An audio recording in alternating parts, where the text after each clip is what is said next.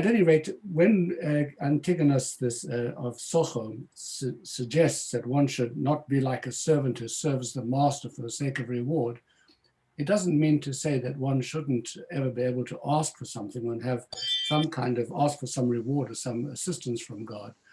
The difference, of course, is that one should not be asking for something with the expectation that there's a quid pro quo.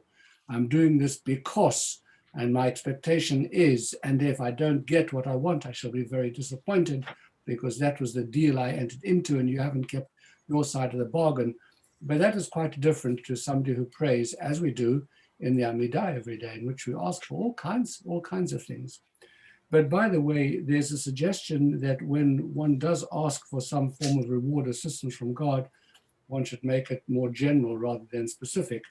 And we learn this from Psalm 27, which is a little strange because King David says, Achat sha'alti me'et Hashem, only one thing I've asked from the Lord.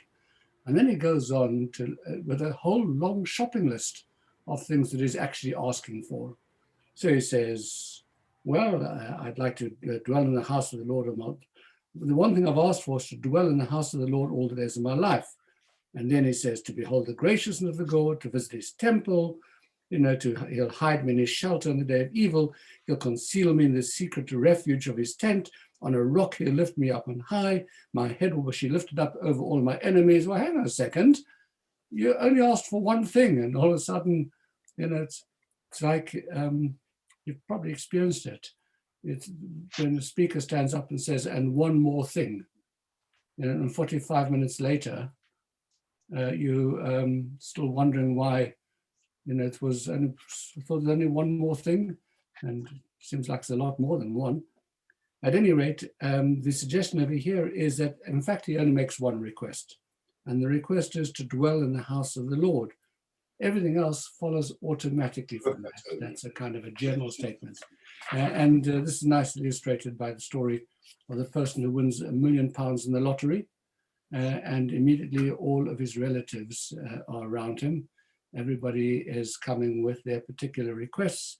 One requires some help with their mortgage of the house. The other one's got a problem in business. The other one has a marriageable daughter. The other one, somebody else wants this. So they're all clustered around him. Everybody's taking little bites out of him. And there's one person in the room who remains silent, a young man remains silent throughout the entire discussion. And very impressed by this young man's self-control, the sweepstakes winner turns around to him and says to him, tell me, said, is there anything that you want?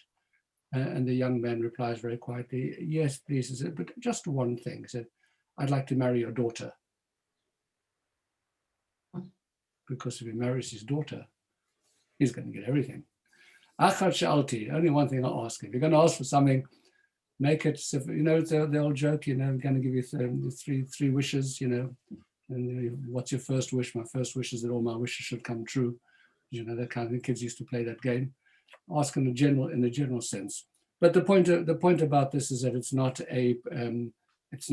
Antigonus is not saying that one should not have requests or seek closeness with God, or say, I'd like this to be the outcome of my becoming more connected. I want to, I do have some expectation, but I'm not making it the condition upon which I'm entering into this. And that's the distinction that we should be making here.